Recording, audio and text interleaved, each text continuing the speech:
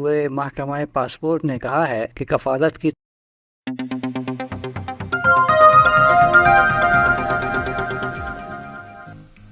किसी भी मुल्क में जाने के लिए जो सबसे अहम चीज होती है वह होती है उस देश की, उस मुल्क की वीजा मिलना।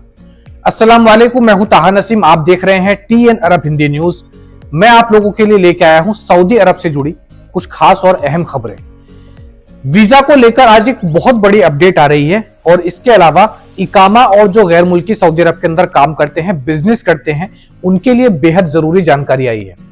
तो आप लोगों से गुजारिश है, वीडियो में शुरू से लेकर आखिर तक बने रहें ताकि सही जानकारी आपको मिल पाए। और चैनल पर नए हैं तो चैनल को सब्सक्राइब करना ना भूलें। तो पहली खबर हमारे पास में आ रही है सबक वेबसाइट की तरफ से।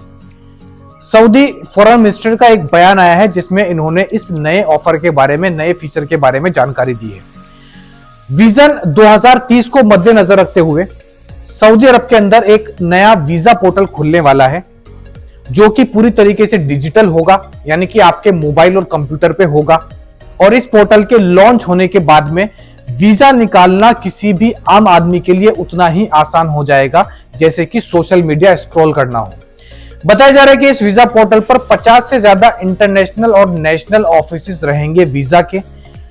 उनसे आप डायरेक्ट कांटेक्ट कर सकते हैं और आपको चाहे हज या उम्रा के लिए वीजा निकालनी हो, खासकर ये हज एंड उम्रा के लिए ही खोला जा रहा है, लेकिन इसके साथ साथ आपको वर्किंग वीजा भी अगर चाहिए हो या फिर टूरिस्ट वीजा आपको चाहिए होगी सऊदी अरब की, तो ये सारे वीजा निकालने का जो क्राइटेरिया होगा, यानी कि जो नियम होंगे, वह आपको इस पोर्टल पर देखने के लिए मिलेंगे और आप खुद से पढ़कर उनको आसानी से पूरा कर सकते हैं। यानी कि आपको कौन सी वीजा के लिए कौन से कागजात चाहिए, क्या क्या चीजें जरूरी हैं, वह सारी जानकारी आपको इस वीजा पोर्टल पर मिलेगी। और मेडिकल टेस्ट के साथ साथ आप इस पे सारी जब जानकारी अपलोड करेंगे तो आप अपने हाथों से घर बैठे अपने मोबाइल फोन पर कोई सी भी वीजा इशू करवा सकते हैं। आपको किसी भी एजेंट की जरूरत नहीं पड़ेगी। तो ये वीजा पोर्टल 2030 से पहले लॉन्च हो जाएगा और बताया जा रहा है कि इस पर तेजी से काम चल रहा है। अब बढ़ते हैं अगली खबर की तरफ। जब कफालत चेंज होती है सऊदी अरब के अंदर या आपकी कंपनी आप चेंज करते हैं तो उसके बाद में जो नया इकामा आपका आता है उसको प्रिंट करवाना क्यों जरूरी है, इस रिपोर्ट में जानिए। ट्विटर अकाउंट पर एक शख्स ने दरियाफ्त किया है कि क्या कफालत की तब्दीली के लिए नया इकामा कार्ड बनाना जरूरी है। सवाल का जवाब देते हुए महकमा पासपोर्ट ने कहा है कि कफालत की तब्दीली के बाद नया इकामा कार्ड प्रिंट करना बहुत जरूरी है।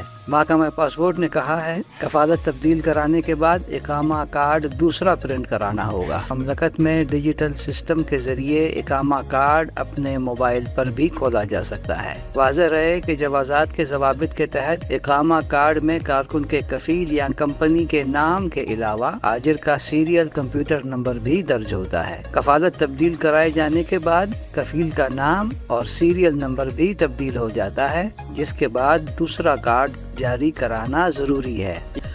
अगली अहम जानकारी हमारे पास में आ रही है उन सभी गैर मुल्कियों के लिए जो कि सऊदी अरब के अंदर खुद का बिजनेस करते हैं। उकल वेबसाइट की तरफ से जानकारी हमारे पास में आ रही है। सऊदी मिनिस्ट्री ऑफ कॉमर्स ने एक स्टेटमेंट जारी की जिसमें उन्होंने जानकारी दी कि सऊदी अरब के अंदर 1 नवंबर से लेकर 30 नवंबर तक एक स्पेशल इन्वेस्टिगेशन टीम पूरे सऊदी अरब के अंदर घूम रही थी, जिन्होंने केवल ऐसी दुकानों पर, ऐसी शॉप्स पर छापा मारा जिन पर उनको शक था कि ये जो काम है, यानी कि ये जो बिजनेस है, वे गैर मुल्की सऊदी शहरियों के नाम पर कर रहे हैं, अपने कफीलों के नाम पर कर रहे हैं। इन दुकानों के अंदर, इन कामों के अंदर कौन कौन सी सर्विसेज आती हैं उसकी जानकारी मैं आपको दे देता हूं। कोई भी रिटेल शॉप हो, यानी कि बकाला हो, कार एसेसरी शॉप हो या फिर कार रिपेयरिंग की शॉप हो, मोटर रिपेयर शॉप हो या किसी भी तरीके का कोई पब्लिक कॉन्ट्रैक्टिंग कंपनी हो, पब्लिक सर्विसेज का कोई भी काम अगर है तो उसको कोई भी गैर मुल्की सऊदियों के नाम पर सऊदी अरब के अंदर चलाता है, तो उनके लिए अब जो है बुरी खबर सामने आ रही है। स्पेशल इन्वेस्टिगेशन टीम बिठाई गई है सऊदी मिनिस्ट्री ऑफ कॉमर्स की तरफ से, जो केवल यही काम कर रही हैं। जिन बिजनेसेस के ऊपर भी उनको शक होता है वे वहां पर जाकर छानबीन करती हैं कि लाइसेंस किसके नाम पर है और पूरे तरीके से इस बिजनेस का ख्याल कौन रखता है। ये अलग अलग चीजें चेक करती हैं और अगर किसी भी तरीके से गैर मुल्कियों का इसमें फॉल्ट पाया जाता है, यानी कि जब वे दुकान पर आते हैं और उनको मालूम होता है कि ये जो पूरा बिजनेस है वह कोई गैर मुल्की चला रहा है और केवल लाइसेंस जो है वह सऊदी शहरी के नाम पर है, तो ऐसे शख्स के ऊपर या फिर उस सऊदी शहरी के ऊपर भी जो कफालत लेता है और अपने नाम पर किसी भी गैर मुल्की को बिजनेस करने देता है, इन दोनों ही कंडीशनों में जो फाइन लगाया जाएगा वह 5 मिलियन रियाल, इसके साथ साथ 5 साल की जेल भी होगी उस गैर मुल्की को और उस सऊदी शहरी को जो अपने नाम पर काम करने दे रहे हैं गैर मुल्कियों को। तो इस नियम को लेकर अब तगड़ी छानबीन जो है सऊदी अरब के अंदर की जा रही है। कोई भी गैर मुल्की अगर सऊदी के नाम पर बिजनेस कर रहा है तो उसको अब सतर्क रहने की जरूरत है। अब बढ़ते हैं अगली खबर की तरफ। ये हमारे पास में आ रही है मिनिस्ट्री ऑफ इंटीरियर की तरफ से। सऊदी अरब के अंदर एक ऐसा हादसा हुआ जिसमें एक लड़के ने अपनी ही सिस्टर इन लॉ और अपनी भतीजी जिसकी उम्र 9 साल बताई जा रही है, उनकी जान को खतरे में डाल दिया। इस तरीके से उनकी गाड़ी को ठोका कि जगह पर जो उनकी सिस्टर इन लॉ थी उनकी तो मौत हो गई, उनका इंतकाल हो गया, लेकिन 9 साल की जो उस शख्स की नीस थी यानी कि भतीजी थी वह किसी तरीके से इस हादसे में बच गई। सऊदी शहरी को गिरफ्तार किया गया जिसने ये एक्सीडेंट किया था जानबूझकर और कोर्ट में उनको पेश किया गया। जब सारे चार्जेस उनके खिलाफ प्रूफ हो गए तो शरिया कानून के मुताबिक इस सऊदी शहरी के सर कलम करने का आदेश दे दिया गया है जिसने अपनी ही सिस्टर इन लॉ और उसकी भतीजी की जान लेने की कोशिश की। अब बढ़ते हैं उस खबर की तरफ जिसने इंडिया में शोर मचाया हुआ है। आईपीएल 2024 के ऑक्शन जोरों शोरों से चल रहे हैं और इस बार सारे रिकॉर्ड्स जो है टूट चुके हैं, वे चाहे फिर 2023 के हों या उससे पहले के हों। 2023 में सैम करन को पंजाब ने खरीदा था 18.5 करोड़ में और 2024 की अगर हम बात करें तो टाइम्स ऑफ इंडिया के मुताबिक पैट कमिंस को 20 करोड़ 50 लाख में खरीदा गया है।